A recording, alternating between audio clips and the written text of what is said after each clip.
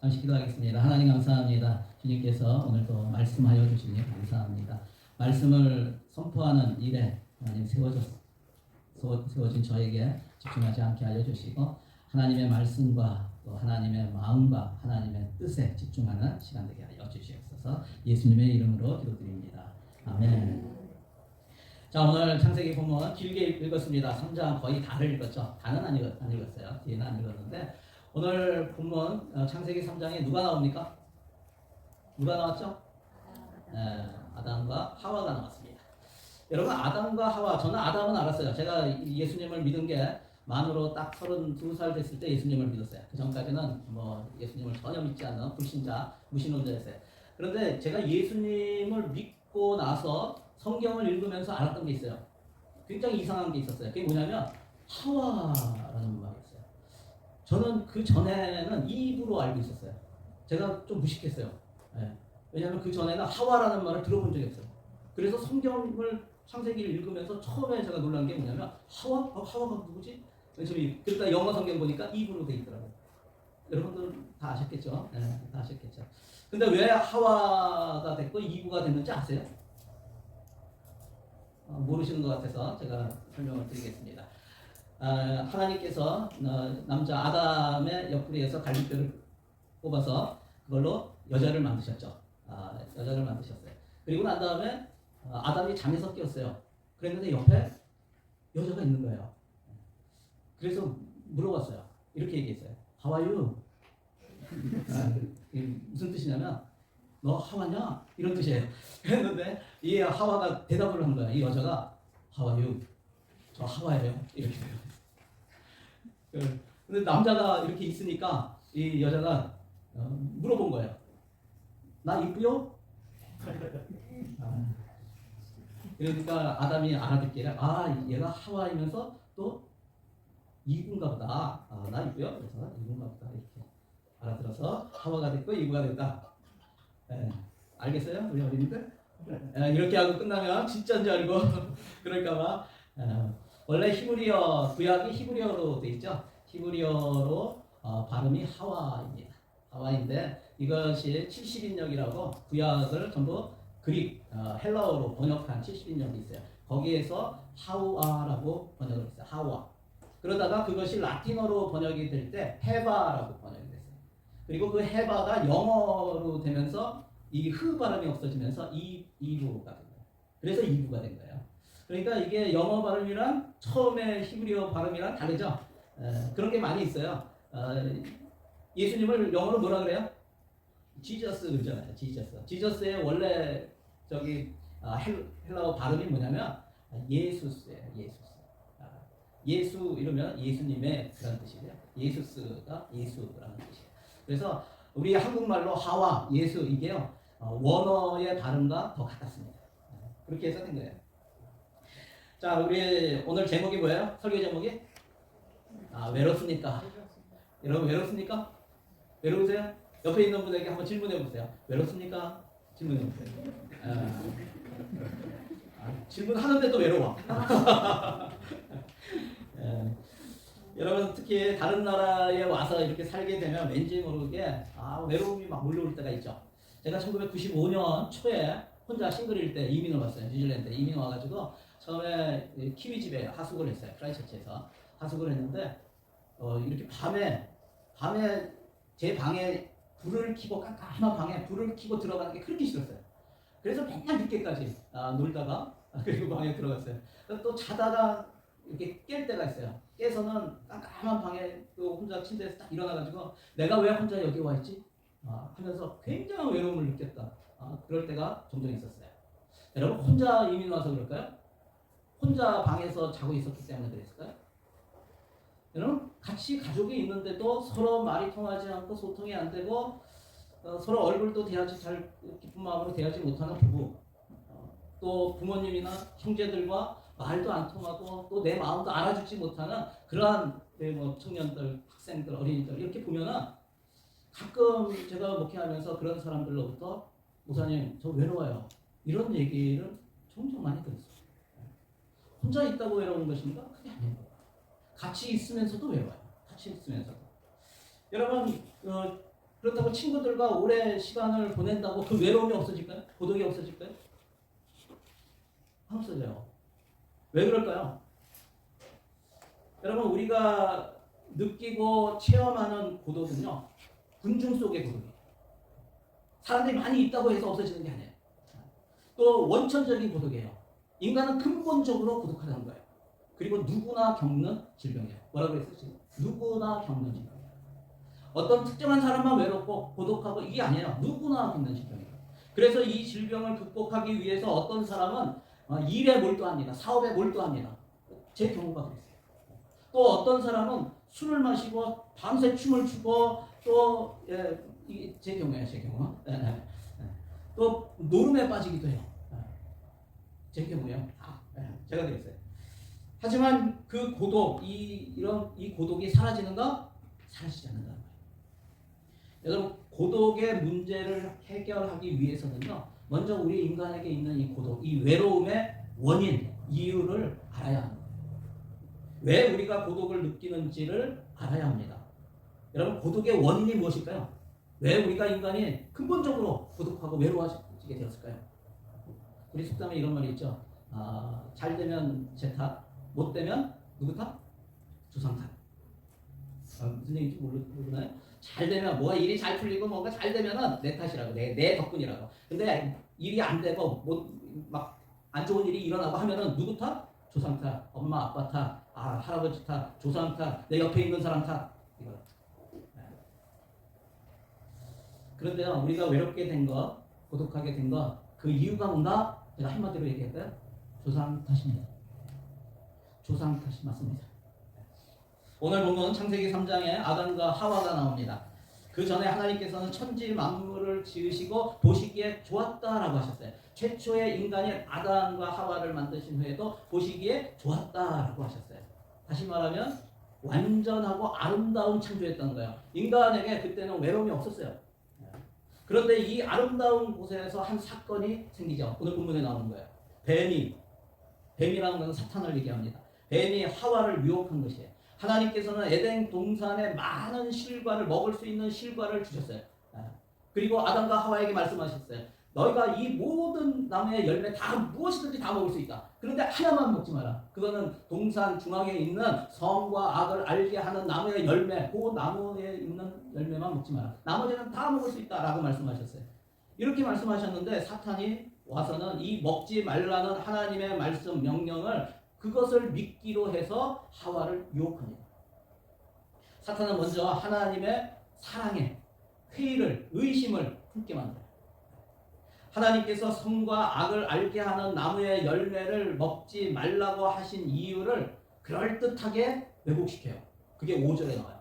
우리 5절 말씀 같이 읽어볼까요? 자, 시작. 너희가 그것을 먹는 날에는 너희 눈이 밝아져 하나님과 같이 되어 선악을 알 줄 하나님이 아심이니라.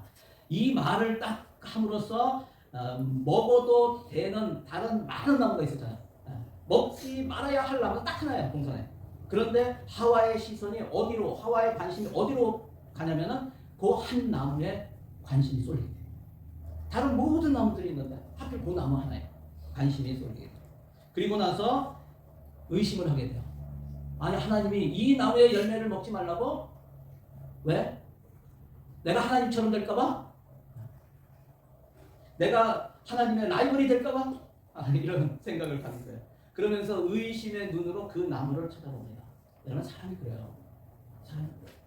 무슨 말을 하면은 그 사람에 대해서 안 좋은 생각, 의심의 생각 이런 생각이 있으면 저 사람이 왜 나한테 저런 말 하지? 의심해요. 아무리 좋은 말을 해도 칭찬을 해도요. 저 사람이 왜 나한테 갑자기 이럴까? 저 사람이 나를 싫어하나 봐. 무슨 꽁꽁이 속이 있겠지?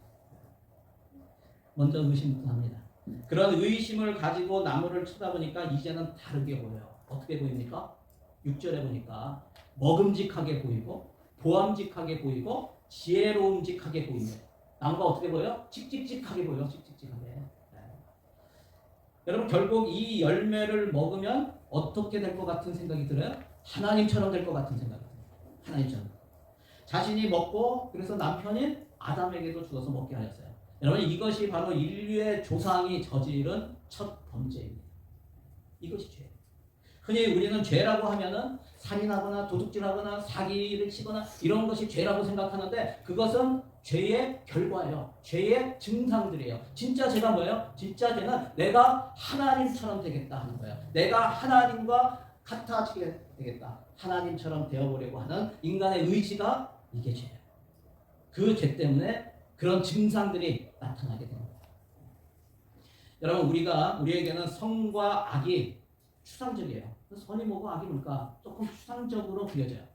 명확하게 그림으로 나오는 것이 아니에요. 그런데 히브리 사람에게 선과 악은요 추상적인 것이 아니라 굉장히 현실적인 거예요.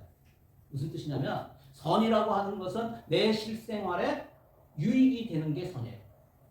그리고 악이라고 하는 것은 내 실생활에 유익이 안 되는 거, 해가 되는 거, 이게 악이에요.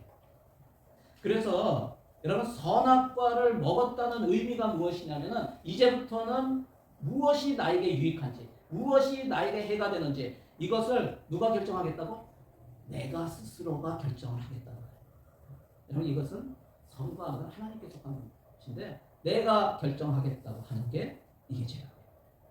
범죄 이전에 하나님과 인간의 관계는요 사랑과 신뢰와 믿음의 관계였어요. 마귀는 이 신뢰에 의심의 쐐기를 박아했어요. 아담과 하와는 이제는 이분을 믿었다가는 큰일 나겠다는 생각을 하게 된 거예요. 그리고 이제부터는 무엇이 나에게 유익한지, 무엇이 나에게 해가 되는지 이거는 내가 결정을 하겠다고 결심하게 된 거예요. 여러분 이 범죄의 순간이 인간에게 고독이, 외로움이 시작된 순간이에요. 이렇게 범죄한 결과가 세 가지로 나타나요. 첫 번째가 뭐냐면요. 수치심이에요. 인간에게 수치심이 시작해요. 오늘 7절 말씀 보겠습니다. 같이 읽을까요? 시작. 이에 그들의 눈이 밝아져 자신들이 벗은 줄을 알고 무화과 나무 잎을 엮어 치마로 삼았더라. 이 두 사람이 눈이 밝아져서 자기들이 벗은 몸인 것을 알고 무화과 나뭇잎으로 치마를 만들어서 몸을 가렸다고요. 부끄럽다는 거예요. 지금 수치심이 느껴지는 거예요. 여러분 이처럼 하나님의 계명과 하나님의 말씀, 하나님의 뜻을 어겼을 때 인간에게 들어오는 게 뭐냐면 수치심이에요. 수치심이 생깁니다. 그런데 굉장히 이상하지 않아요? 저는 이 말씀 읽을 때마다 굉장히 이상했어요. 뭐가 이상해요? 지금 이 인간이 죄를 지었잖아요. 하나님 앞에 죄를 지었는데 선악과를 먹지 말라고 했는데 먹었어요. 그러면은 죄를 졌기 때문에 그럼 부끄럽잖아요. 부끄러우면 가리려면 어디를 가려야 돼요? 먹었으면 입을 가려야죠. 그게 맞잖아요. 입이 먹었어요. 입을 가려야 되는데 지금 어디를 가려요? 여기 치마를 만들어서 가렸대요. 뭘 가린 거예요? 생식기를 가린 거예요. 여러분 이게 무슨 뜻이냐면 인간의 수치는요. 자신의 존재, 자신의 삶의 핵심을 건드리는 수치는 거예요. 존재적인 수치예요. 또한 죄가 이 생식기를 통해서 유전된다는 것을 의미하는 거예요. 여러분 옷을 입지 않은 사람들이 있죠. 제가 그 밀프름교회에 있을 때 선교를 바누아투에 했어요. 바누아투의 아르팔레스라는 마을에 이제 매년 갔어요. 근데 거기는 차를 타고 가서 비행기를 여기서 두 번 타고 가죠. 두 번 타고 가서 차를 타고 한 2시간 가서 내려서 그 다음에 산길을 가야 되는데 맨 처음에 갈 때는 이틀에 걸려서 갔어요. 그리고 나서 운동을 하고 맨날 같이 모여가지고 가기 전에 몇 달을 산을 탔어요. 그리고 나서 갔는데 거의 한나절이 걸려요. 한 7시간, 8시간 계속 걸어서 가요. 그렇게 그 안쪽에 들어가면은요, 거기에 마을이 있어요. 근데 그 마을 사람들이 어떻게 하고 있냐면, 일부는 옷을 입은 사람도 있어요. 근데 보통 어린아이들, 또 여자들, 나이 있는 분들, 젊은 여자들이나 젊은 남자들은 옷을 좀 입었어요. 근데 거의 다 입고 있어요. 근데 한 곳만 가렸어요. 어딜까요? 중요한 부위만 가렸어요. 중요한 부위. 여러분 거기에 죄가 있다는 거예요. 참 신기하죠? 여러분 그것을 통해서 생명이 잉태되는데 죄가 유전된다는 거예요. 범죄한 결과로 두 번째로 나타나는 것이 8절에 나와 있어요. 8절 말씀 같이 읽겠습니다. 시작. 그들이 그날 바람이 불 때 동산에 거니시는 여호와 하나님의 소리를 듣고 아담과 그의 아내가 여호와 하나님의 낯을 피하여 동산 나무 사이에 숨은지라. 지금 낯을 피했어요. 하나님의 낯을 피했어요. 그리고 숨었어요. 무슨 얘기예요? 두 번째 범죄한 결과는 두려움이에요. 두려움. 인간에게 두려움이 돼요. 여러분 하나님께서 지금 이때만 동산에 오셔서 이 사람들과 거니셨을까요? 이때만 거니시려고 오셨을까요? 아닌 거예요. 평소에 늘 오셔가지고 함께 거니셨을 거예요. 친밀하게 우리 인간들과 함께 그게 하나님의 기쁨이었고 또 인간들도 하나님과 함께 거니는 것이 기쁨이고 즐거움이었을 거예요. 그런데 죄를 짓고 나니까 죄의 결과로 남자와 그 여자는 하나님의 낯을 피해서 동산 나무 뒤에 숨었어요. 두려움이에요. 세 번째 범죄의 결과가 9절 10절에 나옵니다. 우리 같이 한번 읽겠습니다. 시작. 여호와 하나님이 아담을 부르시며 그에게 이르시되 내가 어디 있느냐 이르되 내가 동산에서 하나님의 소리를 듣고 내가 벗었으므로 두려워하여 숨었나이다. 여기 보면은 숨은 것은 두려워서 숨은 것이 맞죠. 그런데 좀 이상하죠. 벗었기 때문에 두려운 거예요? 정말 그래요? 벗었기 때문에 두려운 거예요? 아니잖아요. 우리 세범이가 아니래. 왜 두려운 거예요? 하나님의 말씀을 거역하기 때문에 두려운 거 아니에요? 하나님의 말씀을 거역한 것을 숨기고 있는 거예요. 여러분 하나님께서 먹지 말라고 하신 열매를 까먹었기 때문에 하나님의 말씀을 거역했기 때문에 그게 두려운 거잖아요. 근데 지금 숨기고 있어요. 거짓말을 하고 있어요. 이게 무슨 얘기예요? 사랑의 관계가 신뢰의 관계가 무너졌다는 거예요. 세 번째 결과가 뭐냐면 사랑의 관계가 끊어진 거예요. 부부간에도 거짓말을 하기 시작하면 사랑의 관계에 문제가 생깁니다. 그래서 하나님께서 그 부분을 지적하십니다. 11절에 보면은 내가 네게 먹지 말라 명한 그 나무 열매를 내가 먹었느냐? 그랬더니 아담이 뭐라고 해요? 아담이 하나님이 주셔서 나와 함께 있게 하신 여자 그가 줌으로 내가 먹었습니다. 그러니까 무슨 얘기야? 당신이 만들어준 이 여자 탓입니다. 여기서 뭐야? 다른 말로 하면 하나님 탓이에요. 하나님 때문이에요. 이거잖아. 하나님과의 사랑의 관계, 신뢰의 관계, 믿음의 관계가 깨진 거예요. 그리고 인간 관계도 깨졌어요. 여자에게 예전에 뭐라 그랬어요? 네가 내 뼈 중에 뼈, 살 중에 살이다. 너가 나야. 막 좋아서 그냥 시를 썼는데 지금 뭐야? 너 때문이야, 너 때문이야. 관계가 깨진 것을 알게 됩니다. 여러분 죄로 인한 우리 내부의 수치심은 언제나 두려움으로 연결돼. 그리고 진짜 내 모습이 발각되면 어떻게 하나 하는 두려움이 있어요. 우리에게 두려움이 있어요. 나의 본 모습, 나의 이 부끄러운 것이 발각되면 어떻게 돼요? 다른 사람이 알면 어떻게 돼요? 그래서 우리는 우리의 주위에 성을 쌓게 돼요. 그리고 마음의 문을 닫습니다. 그 결과가 뭐냐면 외로움이에요. 고독이에요. 그래서 인간은 누구나 외로워요. 고독을 느껴요. 안 외로운 사람 없어요. 근데 많은 사람들이 어떻게 생각하냐면 나만 외로운 줄 알아요. 아닙니다. 어떻게 이 인간의 원천적인 외로움, 이 고독의 문제를 해결할 수 있을까? 여러분 인간은 못합니다. 그럼 누가 하셔야 하는가? 그래서 예수님께서 이 땅에 오신 거예요. 예수님께서 이 땅에 오신 이유가 바로 고독, 외로움의 문제를 해결해 주시기 위해서 오신 거예요.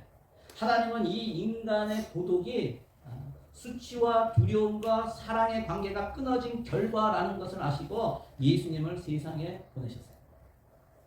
그래서 예수님은, 여러분 그런데 예수님은요, 세상에 살면서 한 번도 수치와 두려움을 느낄 필요가 없는 완전한 삶을 사셨어요. 예수님은 이 땅에서 우리처럼 죄를 지으며 거짓말하면서 사신 분이 아니에요. 이걸 누가 증언하냐면 베드로가 증언해요.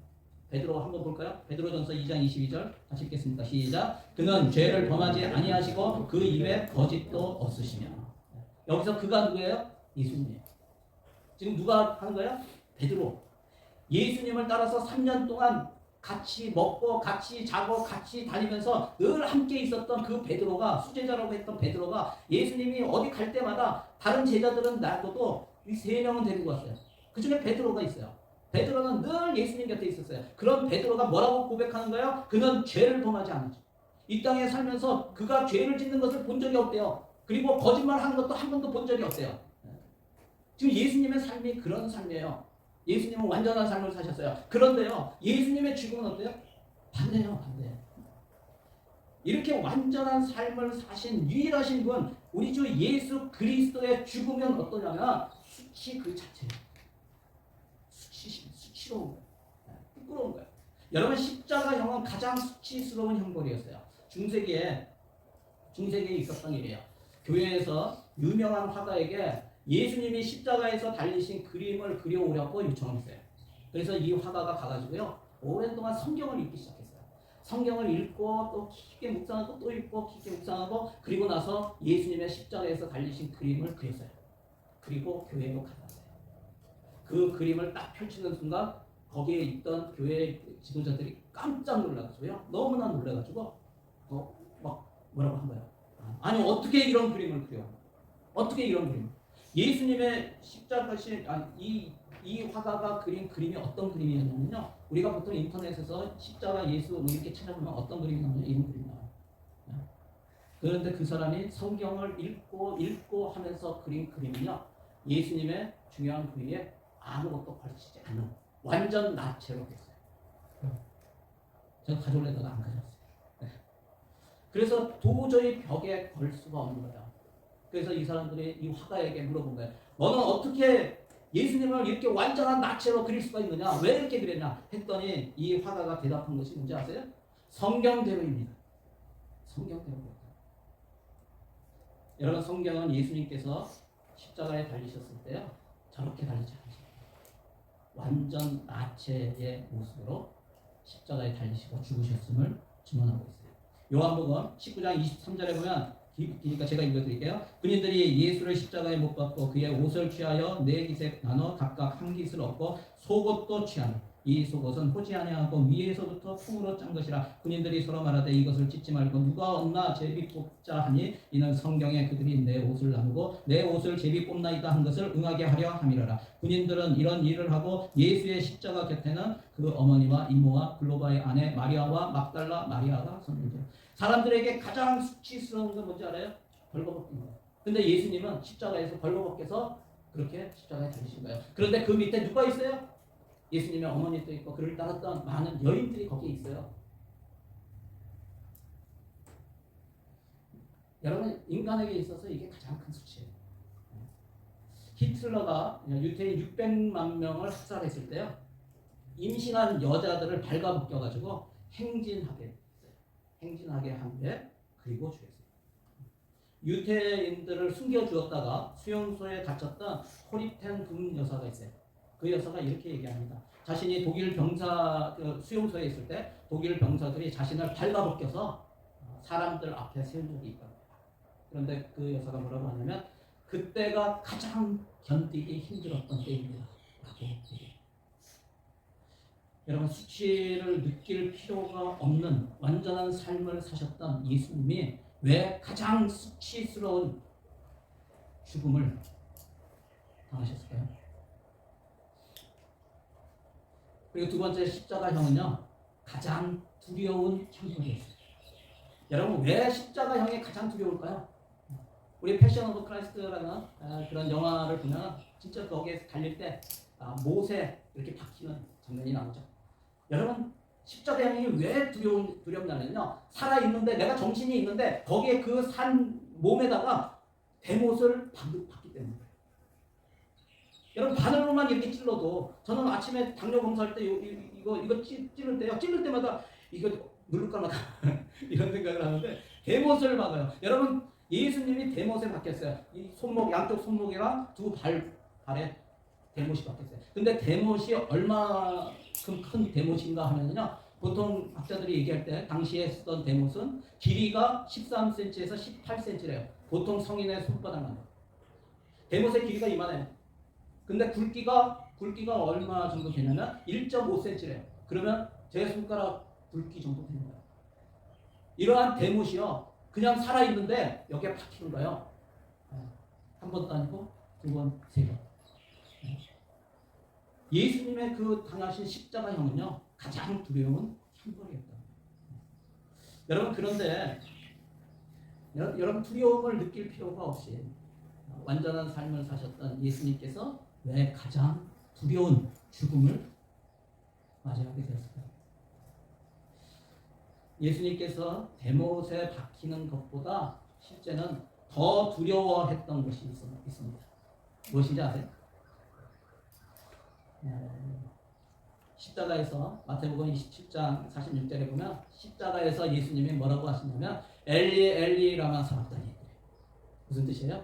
나의 하나님 나의 하나님 어찌하여 나를 버리셨습니까? 무슨 뜻이에요? 하나님 아버지와의 관계가 끊어진 거예요. 하나님께서 자신을 버리신 거예요. 완전히 버리신 거예요. 그냥 버리는 척한 게 아니라 하나님이 완전히 죽음 가운데 내보내시면서 하나님과의 사랑의 관계를 완전히 끊어버리신 거예요. 하나님과의 단절, 이것을 예수님이 가장 두려워하신 거예요. 여러분 그렇습니다. 예수님의 십자가에서의 죽음은 하나님으로부터 버림받고 외면당하는 관계의 단절을 의미하는 거예요. 여러분 예수님의 죽음이 어떻다고요? 예수님의 십자가의 죽음이 어떻다고요? 이 세 가지 수치와 두려움과 사랑의 관계가 끊어진 거예요. 바로 최초의 인간이 범죄해서 우리 인간에게 들어온 것이 뭐였어요? 범죄의 결과 이 세 가지였죠. 우리 인간들에게 있는 이 범죄의 결과들, 수치와 두려움과 사랑의 관계가 끊어진 것을 다 없애주시기 위해서 예수님께서 인간으로 오셔서 십자가에서 수치와 두려움과 관계의 단절을 당하신 것입니다. 그런데 더 놀라운 것은 예수님이 십자가에서 죽으신 것으로 끝난 것이 아니라 다시 부활하셨다는 사실이에요. 아멘. 네, 부활하셨습니다. 부활하신 예수님이 하늘에 오르시고 성령을 보내주셨어요. 그리고 이 땅에 세우신 것이 있어요. 그게 뭡니까? 교회입니다. 여러분 교회의 상징이 뭐예요? 십자가예요. 십자가. 이 앞에 뭐가 있어요? 십자가죠. 십자가. 여러분 예수님이 이 땅에 오셔서 그 몸이 십자가에 달려 죽으신 것이 죄로 인한 인간의 수치를 없애고 두려움을 이기게 하시고 또 끊어진 사랑의 관계를 다시 이어주기 위함이었다는 것을 기억하시기 바랍니다. 그래서 예수님께서 예수님의 몸인 교회, 십자가가 상징인 교회를 통해서 하기 원하시는 일이 바로 이거예요. 인간에게 있는 근본적인 외로움, 고독, 수치, 두려움, 사랑의 관계가 끊어진 거, 이것을 회복시켜라라는 거예요. 이것이 교회가 해야 할 일입니다. 예수님은 이 땅에 세우신 자신의 교회를 통해서 인간의 범죄로 인한 원천적인 고독, 원천적인 외로움이 해결되기를 원하시는 것입니다.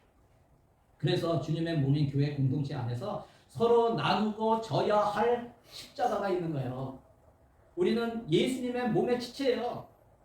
우리는 예수님이 졌던 그 십자가를 각각 지고 나가야 되는 거예요.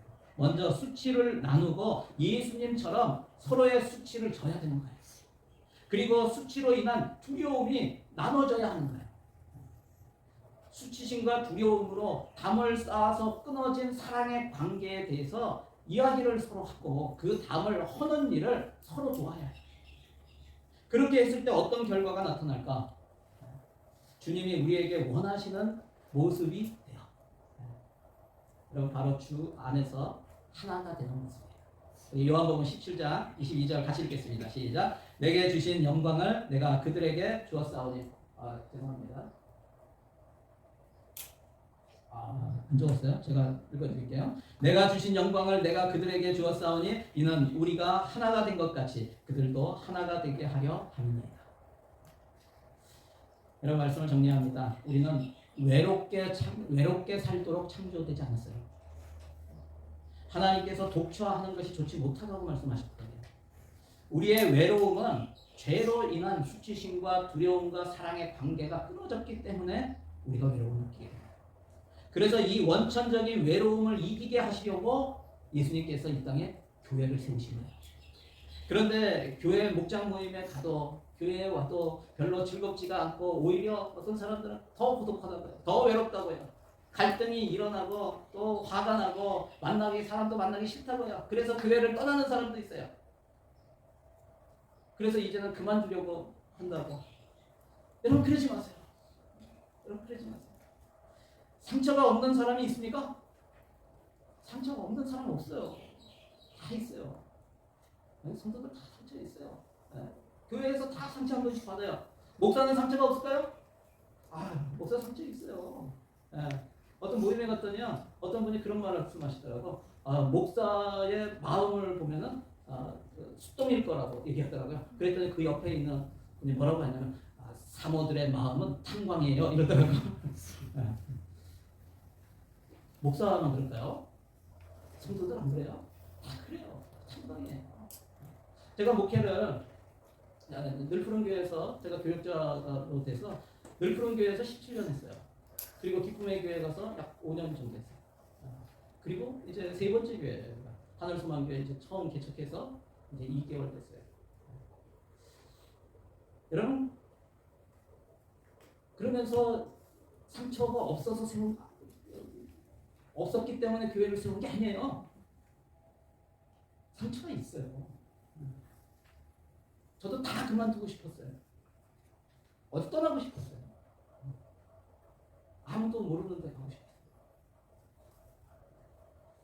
그런데요, 하나님이 강권적으로 자꾸 밀어넣으세요.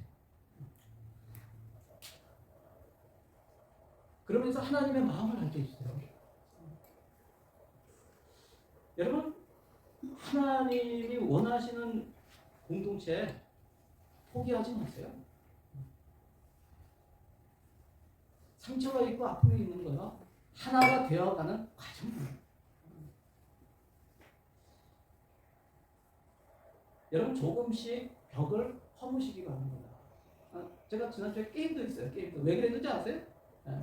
서로 이름도 몰라. 서로 그때 그분 있잖아요. 그분 무슨 옷 입고 거기 서 있던 사람 이렇게 얘기해. 몇 명 됐다고. 그래서 게임한 거예요. 그러면서 나누기 시작했죠. 여러분 포기하지 마세요. 다 하나가 되어가는 과정이고요. 벽을 허무시기 바랍니다. 여러분 갈등을 통해서 갈등을 치유하세요. 하나님. 아픔을 통해서 상처를 통해서 그 아픔과 상처를 치유하십니다. 저는 우리 하늘소망교회 모든 성도님들 주님께서는 우리를 고독을 이기는 사랑의 공동체로 부르셨어요. 주님께서 원하시는 사랑의 공동체를 만들어 봤으면 좋겠어요. 저는 하나님의 소원이 우리 가운데 있어요. 그런 마음들을 주세요. 그래서 우리가 하나가 되었으면 좋겠다. 이게 주님의 마음이에요. 하나님을 모르는 사람들은 외로워요. 외롭다는 것을 인정하지 않으려 하니까 더 외로워요. 그런데 또 그것을 인정하더라도 그 외로움을 해결할 수 있는 길이 없기 때문에 더더욱 외로워요. 여러분 이런 분들은 마음과 마음이 만나는 그런 공동체를 구했을 때 그들은 예수님이 하나님의 아들이신 것을 고백하게 돼요. 그게 초대교회의 모습이었어요. 어떤 분들은 그래요. 세상 모임에서도 외롭지 않게 서로 교제할 수 있다고 그래요.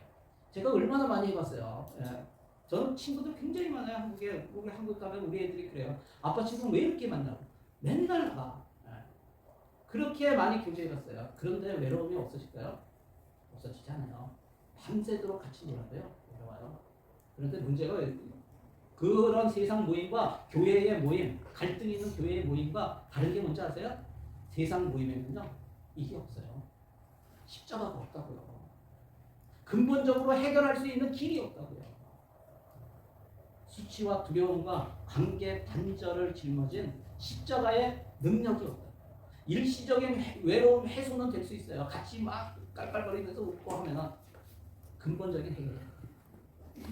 여러분 하늘소망교회에서 한번 해봤으면 좋겠어요. 서로를 신뢰하고 자신의 수치와 두려움을 서로 나누고 서로 위로하고 용납하고 주님께서 원하시는 하나가 되는 사랑의 공동체를 이루어서 세상에 예수가 그리스도시요 살아계신 하나님의 아들이심을 삶으로 증거하는 성도들이 저와 여러분 우리 모두가 되기를 예수 그리스도의 이름으로 축원하옵나이다. 아멘. 우리 한번 적용해 보세요. 혼자 제가 갑자기 축도했어요. 죄송합니다. 혼자 숨기고 있는 수치와 두려움이 있는가? 공동체의 나눔을 통해서 자유와 기쁨과 평안을 느껴본 적이 있는가? 또 사랑의 공동체를 이루기 위해서 내가 해야 할 것이 있다면 무엇입니까? 오늘은 확신 기도를 못할 것 같아. 제가 먼저 기도할게요. 왜냐하면 제가 또 빨리 가야 될 곳이 있어서 기도하겠습니다. 하나님, 저희가 주님의 소원을 품기를 원합니다. 이 땅에 교회를 세우신 그 예수님의 소원을 이루어드리기를 원합니다.